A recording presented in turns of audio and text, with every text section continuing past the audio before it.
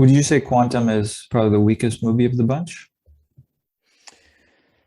It's close, because like what Quantum kind of does for me is like I'm so numb to the plot details. I'm just like this is just an action ride.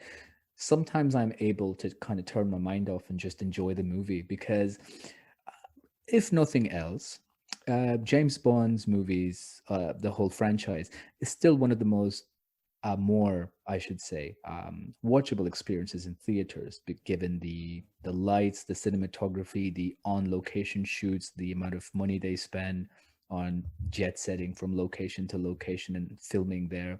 Yeah. It's a very creatively made franchise, so it's still watchable. It's a good um, glossy finished product. It's not always empty. Of Yeah. course, we'll find out that's not always the case with these movies, Mm. but That's an I actually, interesting point. yeah, Sorry, I was going to say they do these Bond movies. One thing they do well is they don't use a lot of CGI, right? It's a yeah, lot of live action on on plus, set or yeah, in the field, action sequences, which is not the trend that's happening in Hollywood these days.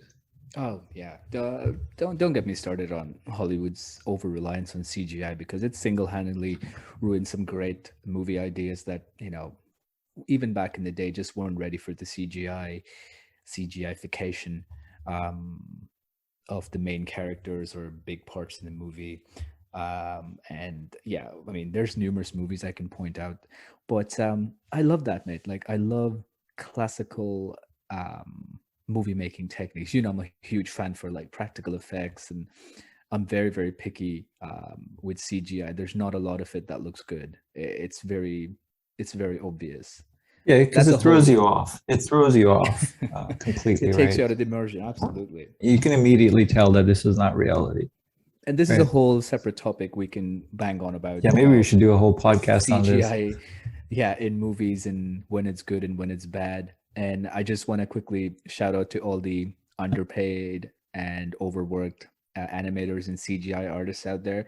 Um, Trust me, guys, I am trying to get the word out about your pain and how much work you have to do in the short amount of time, and it's not fair to them. Yeah, It's yeah, of tough to be course. a CGI animator, mate, and It's in the difficult. end, it's a hellish job. And like I want to be clear, like the CGI has improved leaps and Hmm. bounds Hmm. in the last whatever 2 decades, whatever you want to look at. Yeah. It's great. They do a lot of great work, but you need as a director, as a movie maker, you need to know when to use it properly. I think there's a place for it, but you need to use it sparingly. You need to use it strategically to really make it fit within your movie. But these days, it's just become a crutch where you just throw money at this thing and make the entire thing a green screen monstrosity, and it just doesn't work. Well, I would think it's a cost cutting measure. Why film on location in, for example, Turkey when you can just green screen the shit out of Turkey because there's so Well, much, doesn't it cost a lot of money to do make the CGI like not as heavy much money CGI? as flying, I would imagine, like a I don't crew know. of 1,000 Maybe. or 500 people to do a shoot in Turkey, especially for an action movie. Stuntmen, cameramen, makeup people, actors, directors, the whole crew that goes up for lighting, etc.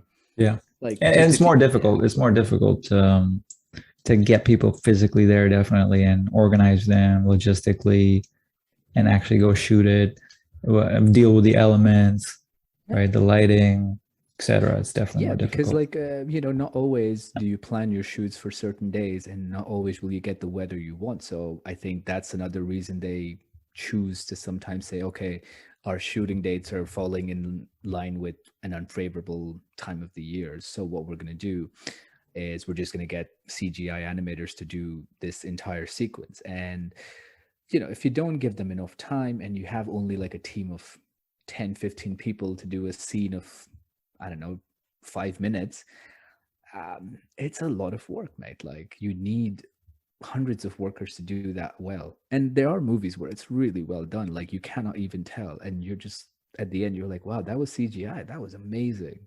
I Very want to few. give one example, which where I thought Mhm. CGI was done really well and it really fit, and it improved the outcome. Mhm. And that's Game of Thrones, where they use the dragons, where the dragons are CGI. Yeah. And really to do that as a live action thing, I don't even know how they would do that. I Mhm. don't think it would work. And I think they had everything else was not CGI in whatever scenes that the dragon is placed in. Yeah. But the dragon itself is CGI, and they put a lot of money into that. And I think that came out pretty well in the end. Would you agree? I think Game of Thrones did a fairly decent job with the dragons. Like, yeah, they weren't shown for a lot of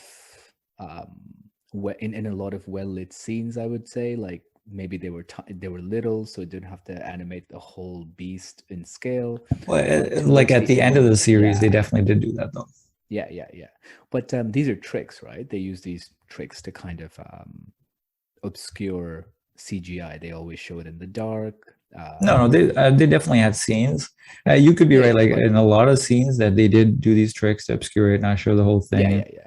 and only show it for a few Seconds, seconds. yeah. But then they were at the end of the series. They had battle scenes in full Yeah, extensive daylight, ones, absolutely. extensive ones that Yeah. that I think came out pretty well. Yeah, and just on your point, mate, like I remember there was this movie in the late 90s, I think 98, called Dragonheart with Dennis Quaid and Sean Connery voicing the dragon, which I have to say for its time, really good dragon effects. Yeah, I Uh, remember that movie, yeah, I and watched the making of it, and it was kind yeah, of interesting to see how they composited the dragon on there, and I'm like, okay. no, that was a good movie. And the '90s has some a couple of good dragon related movies. There's the other one with Oh, Rain of Fire. Rain of Fire with Christian Yes. Bale. I Oh love my that movie. goodness, mate. That is such an underrated movie. Although it did come out, I think, in 2002.